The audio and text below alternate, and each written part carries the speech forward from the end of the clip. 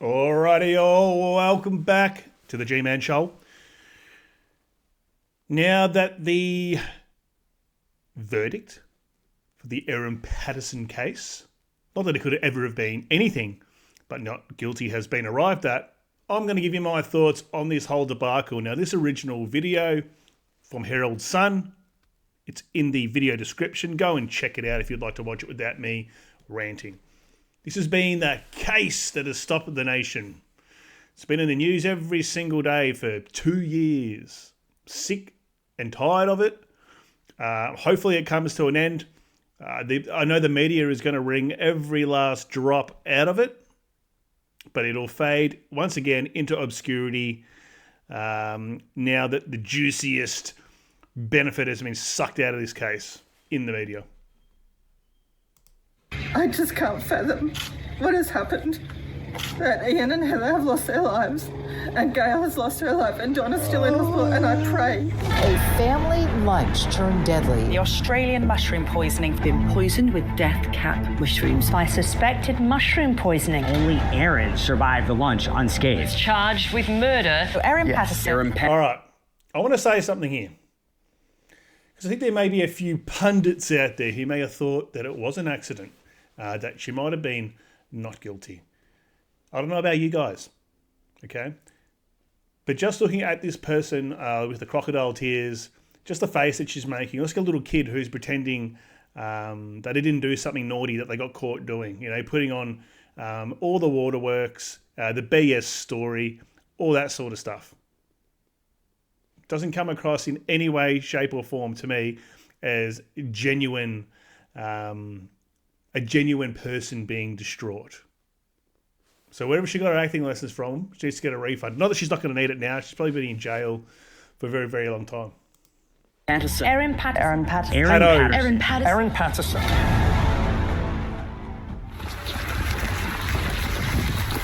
It's August 2023. She's probably driving up the driveway going, oh no, this is it.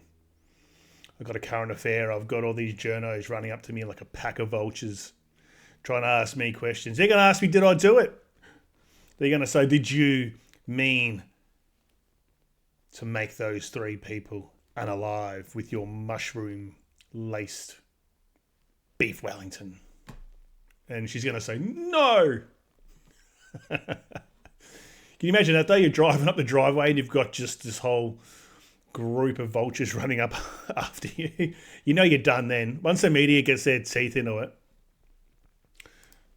And Erin Patterson, the country mum, is surrounded by a media pack that all want the answers to one question. Have you murdered three of your family with a poisoned beef Wellington? Oh yeah, I did it. Yeah, thanks for asking so nicely. Yeah. Because no person's going to say, yeah, you know what, actually, yeah, I actually did that. Seeing you put it that way. Tragedy, what's happened? She does not know it, but Patterson is about to be charged with 3 murders. There is another thing that Erin doesn't know. One of the guests she poisoned will survive. And Ian and Heather were some of the best people I've ever met. They never did anything wrong to me, and I'm so devastated about what's happened. Erin Patterson. Come on. That was not a good acting job whatsoever. Especially, you can tell when someone's lying to you or being non-truthful in some element of what they're saying if they cannot make direct eye contact. Clearly was capable of acting, not acting very well, but acting. Good on you, Ranger. And producing crocodile tears. And when we look back at that scene where she comes out of the house howling and wailing in apparent grief, we see that it was all an act and that she was quite capable of not only telling lies, but performing them. Don and Gail Patterson, Erin's father and mother-in-law, are dead. So too is Heather Wilkinson, Gail's sister. They were guests at a lunch at Erin's new home in the small South Gippsland town of Leongatha. They all wanted to be here for Erin, the misfit who had mothered their grandchildren. There had been trouble with Erin. She no longer got along with their son Simon, who is still her husband. Good hat. Erin Patterson feels alone, and she wants to serve the lunch to deliver some big news. What she gave her 4 guests was a last supper. A beef Wellington laced with death cap mushrooms. Yeah, that looks all right, doesn't it? That looks really nice. You have to be not very intelligent, in my honest opinion, or maybe overly cocky, maybe thinking you're too smart. Do you think you're not going to get caught doing something like this? 4 people come to your house, eat the same meal, and they all pass away. Three pass away, one survives. The level of cockiness on some of these people who are sociopathic in this way and can do that is astronomical, and really gives you an insight into how megalomaniac human beings could be. She thinks if she just says she didn't do it and she didn't know, that everyone's going to believe her. The second I heard about this case, the first time I saw the story, I'm like, why is this a thing? Why is this a deliberation on this? This is like 2 years ago in the news. And I said, person's blatantly guilty. Blatantly done it. And then she told them about a cancer scare. It was a lie Erin thought would never leave the table. But there was one thing that she didn't count on. One of her guests, a man of God, was Ian Wilkinson. He lived to tell the tale. A tale that killed his wife, Heather, and his family, Don and Gail. Ian would later recount crucial evidence about that meal. Erin made the unusual choice of cooking individual beef Wellingtons, and she served her own portion on a different coloured plate. Erin Patterson has put herself... Oh. Incredible. Just hearing about all the little bits and pieces of this case just really goes to show you how well she thought it out. But also how, at the same time, how incredibly stupid of an idea this was. In a position where she's sitting not 1 metre from 4 adult people. They've never done anything as awful as kill someone else. They've never robbed her. They've never hurt her. They're kind, good people by any yardstick, I'd suggest. And yet she has formed the view that she's going to kill them to punish them in a little way, and I suspect to punish her husband. Erin Patterson was absolutely sickening. Absolutely sickening. So think about this. This is the way you end your life as an elderly person who's enjoying the twilight of their life. You've probably worked hard your whole life, sacrificed, done whatever it is to do to get to 80 years old or however old their parents may have been. To get done over and leave this world on those terms. You would be rolling in your grave. That some schmuck, that's what she is, thought that she was high and mighty enough to wipe you out, poison you, give you an agonising death most likely, because she wanted to get back at her ex-husband. And thought she was going to get away with it. Oh. Was the atheist turned Christian turned poisoner. She would be investigated by Victoria Police, the Feds, the Health Department and Child Protection. It is a firestorm that leads to her being charged with a triple murder and more. It is also one of the most talked about trials in Australian history. She probably persuaded herself that this would be written off as some awful accident, and maybe it would have been at all for... Well, I think it would have been a horrendous miscarriage of justice if it would have been written off as some sort of accident, if a whole bunch of people who come to her house all die under strange circumstances after eating the exact same meal. Okay, what's the argument here? Oh, yeah, I picked these mushrooms. I didn't know what they were. It was an accident. I got some death cap mushrooms and I got them out of the backyard and I thought they were going to be a nice organic way to make this dish. Who's going to believe that? 4 of these people died. But the fact that one survived probably spoiled any chance she had of beating the rap.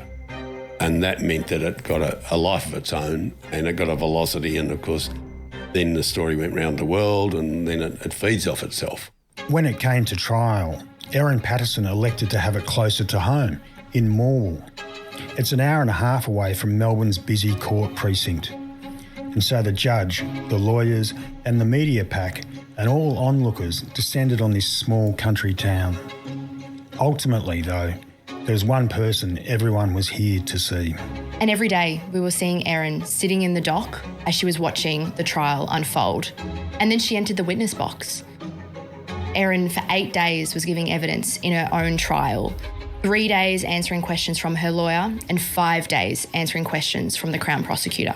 And to me, it was really interesting seeing Erin walk up to the witness box. She had no guards sitting next to her, and I feel like in most cases where there is an accused giving evidence, they would normally have some type of security around them, but not Erin. That's the thing when you get people like this who think they're smarter than everybody else as well. Gonna sit there, put on the crocodile tears. It's like the Amber Heard and Johnny Depp trial that was all about the domestic situation. And that woman sat there and cried and carried on and had over-accentuated facial expressions, really trying to play on the jurors.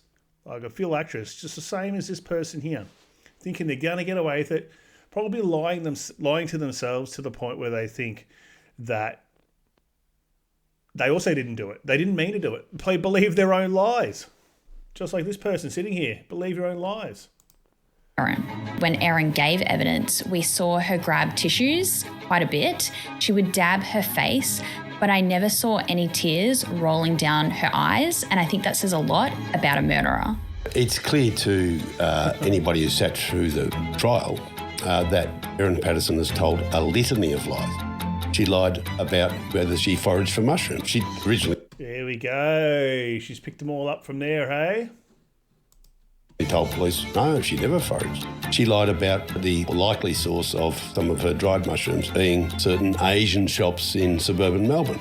Well, when the police took her back and showed her this shop or that shop or another shop, she couldn't point out which one was as the place where she'd supposedly put poison mushrooms. He told Porkies about the dehydrator. He said, no, she didn't make a dehydrator. Dry death cap mushrooms and then take the dehydrator to the tip and get rid of it to get rid of evidence. She claimed not. Why do you hide things like that? Because you're guilty. Okay, so if you're going to... Why waste all this money on all this trial? I understand it's a legal process. So hang on. She's been busted telling fibs about where she got the death cap mushrooms from. She said she bought them from the Asian grocery store. Can't tell you which one it was. She then was busted saying that she didn't forage for them, and she did. And now they're saying that also she had a dehydrator that she would have used to put those mushrooms into to prepare them to then be cut up and put into the food. She's gotten rid of it, taken it down to the tip and discarded it. Put a fork in it. What more evidence do you need that someone is guilty than that? Court after lie after lie. It is human nature, though, when you get caught doing something you shouldn't be doing or something you don't want to be caught doing, and the amount of lies that people tell, going around in circles trying to talk them their ways out of situations. This is just laughable, though, here. Just keeping it up right up until the very end. This is consciousness of guilt. That is a question that the jury must have thought about. Well, she buys the dehydrator and she keeps the invoice. As she's collecting mushrooms, whether she's buying them or foraging them, she dries them in this dehydrator so she can keep them for longer periods of time. Now, we heard some evidence that over a period of time she was hiding mushrooms in her children's muffins and things like this because they didn't particularly like mushrooms. So she's basically seeing what she can do with mushrooms. In the lead up to this disastrous lunch, Hang on. So she's also trying to poison her kids? Mental. Keeping dehydrated mushrooms in some form of container. She says that she believes they got mixed up and that somehow she's foraged or bought death cap mushrooms and they've ended up in this meal. I think what a lot of murderers do, and even people who are relatively intelligent, they become so fixated on executing the crime, I'm going to shoot him or do this, that they don't think through the next steps. What happens next? And of course, the most important bit is what happens next. Have you actually covered your tracks? Have you actually sorted out an alibi and all that stuff? And 99% of them haven't. They're just trusting to luck that they can sort of run away and throw a few things out the window of the car and that they'll get away with it. Erin Patterson clearly hadn't thought through the ramifications of what she was doing. She thought she was very clever, looking up stuff about death cap mushrooms and what, as if she's living in some Agatha Christie novel, go out and pick mushrooms in, 1928, poison people. But life isn't Agatha Christie novel, particularly in the 21st century, because... That's a really interesting comment that he said. You get people who are meticulously planning these sorts of crimes. They may have the intelligence or the cunning and the strategy to plan these things out, to execute these plans. But then the majority haven't thought about how to cover it all up. I find that astonishing. If I was going to be someone who was going to be conducting this sort of behaviour, I'd probably be thinking first, working my way backwards, how do I cover this up? How do I cover my tracks? How do I look plausible if I'm denying anything? What's the story? What's the straight story? You only get one chance to tell a straight story. Once you start having holes in it, all that sort of thing, like this person, the bloodhounds are after you. So they don't even think about it. I'm not encouraging anyone to do this, but I think it's more cockiness that people think that they're just going to get away with it. Just by, as you said, throw a few things in the bin, throw a few things out the car window, down the highway, happy days, off you go. We have a lot of ways of catching up with people scientifically, and inevitably within a matter of days, there were huge suspicions about her movements and actions and motivations. But there are bigger questions that remain. Perhaps the biggest is why. Let's remember that most murders, this is not all murders, but most murders are over not much. Now, when someone plans to rob an institution of $1 million, it's quite a logical crime. Say, well, if I can get $1 million, that'll make me rich. I can buy, I can pay off a mortgage or whatever it might be. You can do with lots of money. There's a logical explanation and motive. But most murders aren't that logical. Ultimately, we will never know why Erin plotted to murder her family. I reckon to get back at the husband, and because she's sinister. That's why. Pure evil. Some people do things because they just want to do them. Why do think about anyone who's, she's more or less a mass killer, really. She's killed 3 people and made another person sick and had made people sick before. There is no point trying to analyse why they did it. Their brains work a lot differently than a normal human being. They might do it just for fun, just to see if they can do it, to get off on the pleasure that they've ended somebody. I don't think there's any real... If I was to speculate, I think it would be just to get back at the ex-husband. Maybe she's had a run-in with the parents that no one knows about. Someone's parents might have criticised her. She got her nose out of joint, so to speak. And, thought she was going to be clever enough to off everybody in one hit, like something out of Game of Thrones, and not have any questions on her. I think this is a very fascinating case. It will never make sense. We will never understand her motives. She will take her plots and her schemes and her reasons to her prison cell, where she seems almost certain to spend the rest of her natural life. Here you go. It's over for Paddo. I'm just glad this whole debacle is over. I'm sick and tired of seeing this in the news. Did she? Didn't she? Come on. I know there are a lot of people out there who might be sympathetic to see somebody acting like this and thinking that they're believable. But all of the things that she said and did, even in this short summary, especially some of the holes in her story and her movements and how she got the mushrooms and all of that, that is guilt. That is guilty. People just need to look straight at the facts and say she's lying. Now, people might argue, oh, she was lying because she was scared and she thought, that the police would charge her and blah, blah, blah, blah, blah, and she's innocent and it's a witch hunt. I've heard people say things like that. I don't know. I think this one's pretty open and shut. Pretty open and shut. And if I'm wrong, which I hope I'm not, then I'll be very, very surprised. Anyway, bit of a shorter one today. Let me know what you guys think about all this thing. Did you get sick and tired of seeing Erin Patterson case in the news and on the newspaper and on the nightly news and all of this day in, day out? I sure as heck did. All right. Thanks all. Have a good one. These are just my unstructured thoughts as always.